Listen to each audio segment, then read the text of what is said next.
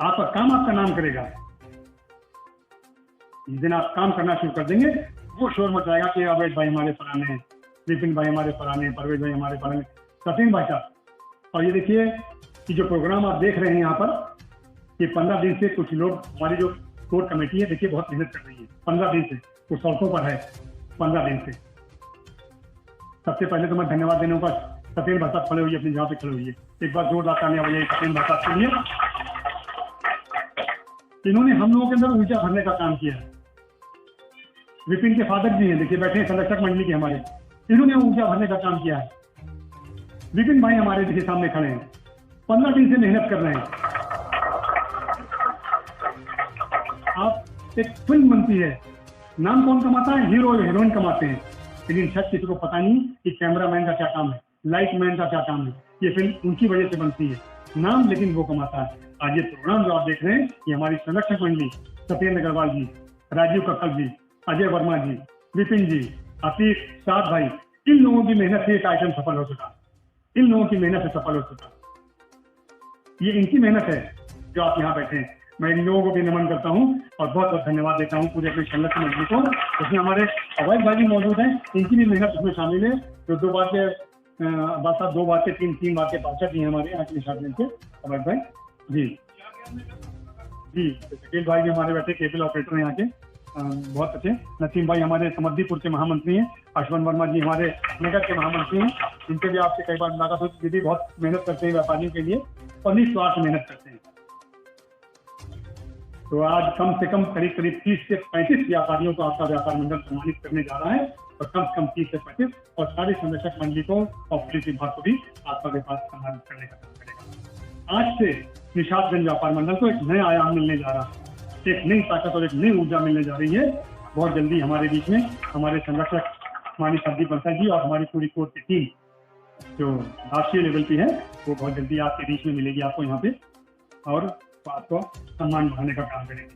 आप देखिए इसमें ये यहाँ तक ऐसा है, और इसमें आप आगे देख लीजिए कि इसमें आप क्या कर सकते हैं। मैं इस चीज की बड़ी प्रशंसा करता हूँ और उम्मीद करता हूँ कि बाकी व्यापारी बंधु भी, जिनको किसी भी तरह की कोई भी समस्या हो सकता है बहुत सारी समस्याएं आपकी ऐसी हों जिसका हम निदान न कर पाए। एग्जाम्पल के तौर पर मैं बताना चाहूंगा कि मड़ियाव क्षेत्र में एक व्यापारी बंधु मेरे पास आए, उनकी समस्या छोटी सी थी पर उसका समाधान पुलिस नहीं कर सकती। जैसे उन्होंने मुझे बताया कि वो छोटे नोट उनके यहाँ आते हैं और बैंक मैनेजर कई बार उनके छोटे नोट लेने से मना कर देता है।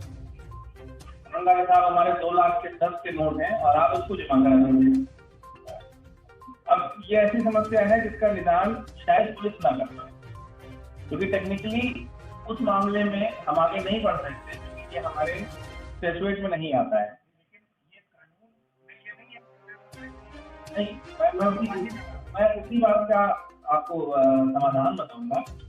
मैंने उनको ये बात समझाई थी कि अगर बैंक बदमाशी कर रहा है तो एक फेयर स्टैंडर्ड कोड होता है बैंक का, आप वो कोड को डाउनलोड करें और डाउनलोड करने के बाद अगर RBI की कोई ऐसी पॉलिसी है कि वो छोटे नोट नहीं लेगा तो ही बैंक आपको रिफ्यूज कर सकता है, अदरवाइज आपको बैंक रिफ्यूज नहीं कर सकता। उनको भी वो बात समझ नहीं, उन्होंने फेयर स्टैंडर्ड पॉलिसी निकाली होगी मैं समझता हूँ। और उसके अलावा अपीलेट मैकेनिज्म जैसे ऑम्बुड्समैन में आप जा सकते हैं, कंपनी में जा सकते हैं और एक आध बार हम लोग बैंक मैनेजर को बुला के पर समझा भी सकते हैं कि आपस में समन्वय बना रहे और किसी का काम प्रभावित ना हो। तो कई बार मैं बस ये किस्सा आपको इसलिए बताना चाह रहा हूँ कि कई चीजें ऐसी होती हैं जिसमें पुलिस डायरेक्टली हस्तक्षेप नहीं कर सकती, लेकिन फिर भी हम प्रयास करते हैं कि आपका काम हो जाए। जो भी आपसे जुड़ी हुई समस्याएं हैं उसका निराकरण करने के लिए हम 24/7 तत्पर हैं।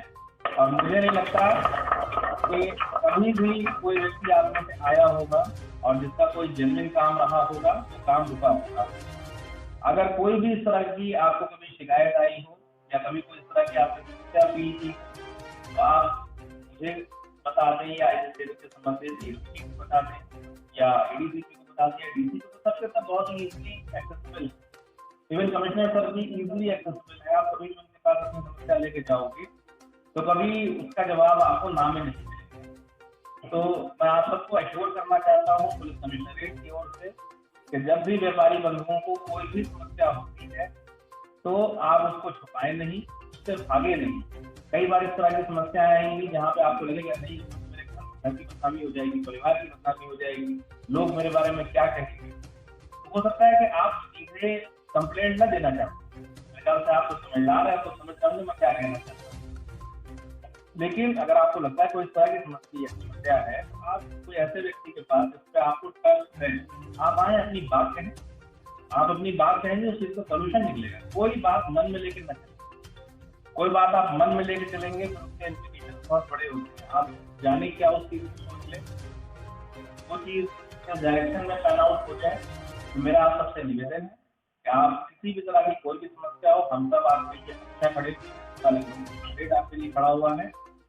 और व्यापारी और पुलिस ये दोनों किसी भी समाज के लिए संविधान की तरह है जिनको आप कभी भी सेपरेट नहीं कर सकते। आपको प्रॉपर सिचुएशन देना, proper law and order provide कराना वो हमारी जिम्मेदारी है, वो हम कर रहे हैं और आगे भी करते रहेंगे।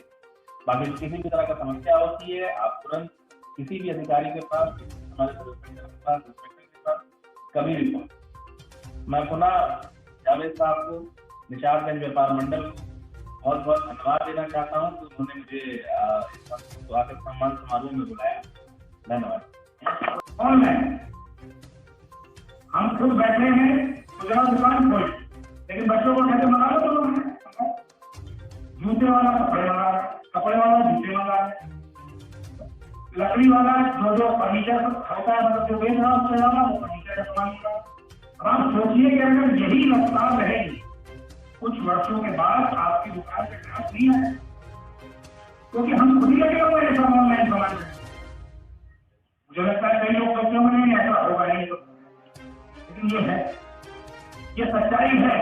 अगर हम अपने परिवार पर नियंत्रण नहीं लगाएंगे कि भैया जो चीज बाजार में न मिले, जो वस्तु निशातगंज और आसपास के बाजारों में न मिले वो तो तुम ऑनलाइन बनाओ, लेकिन जो मिल रही है वो तो बना है। इस पर भी विशेष ध्यान आपको हमको मिलकर देना होगा अगर हमें अपने रिटेल ट्रेड को बचाना है, जिंदा है। तो आज के इस अवसर पर हम लोग अपनी सरकार से ये मांग करने जा रहे हैं, कल भी प्रधानमंत्री जी से, माननीय मुख्यमंत्री योगी आदित्यनाथ जी और बड़ी अपेक्षा भी है हमें इस बात की कि वो इस बात की चिंता करेंगे कि जो हमारा परंपरागत व्यापार है, वर्षों से जिसने देश को सोने की चिड़िया बनाए वो बनाए, क्योंकि अगर यही हाल चलता रहेगा। और मैं आपको एक बात बता दूं, बहुत से व्यापारियों को नहीं पता होगा, ये ट्रेंड अमेरिका से आया है ऑनलाइन ट्रेडिंग का। वहां पर ये ट्रेंड तब चालू हुआ था जो डिसेबल्ड लोग, जो लोग अक्षम है, उनको ये सुविधा सरकार मिली थी कि आपके घर पर डिलीवरी सामान की हम दे दें, कि आप आ जा नहीं सकते, आपको शारीरिक कमी है, इसलिए दुकानदार आपकी दुकान पर सामान। आज वो प्रैक्टिस बन गई और हिंदुस्तान में वो प्रैक्टिस बन गई, अब तो गाँव में हाथ तक नहीं करना। इसलिए उससे लड़ना होगा और लड़ने के लिए सरकार से जो हमारी ये मांग है कि आप जब ये सुविधा घर बैठे मिल रही है हमारे साथ, अगर आप लेना चाहते हैं तो आप नहीं लेना चाहिए। एडिशनल टैक्स इन ऑनलाइन कंपनियों पर लगे ताकि उसकी बिक्री हमारे खुदरा व्यापारी से सस्ती ना हो, हमारा व्यापारी उससे मुकाबला करके और वो भी अपनी दुकान को मिल जाए।